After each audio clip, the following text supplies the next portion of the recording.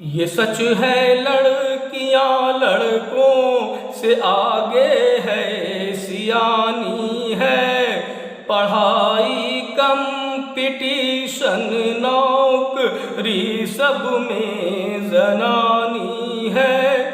ये सच है लड़कियां लड़कों से आगे है, सियानी है।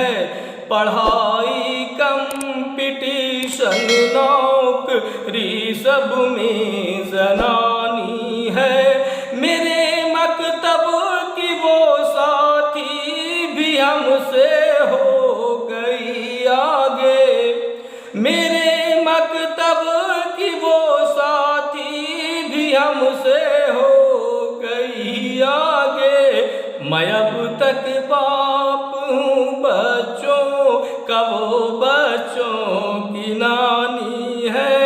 मैं अब तक बाप हूँ बच्चों का, वो बच्चों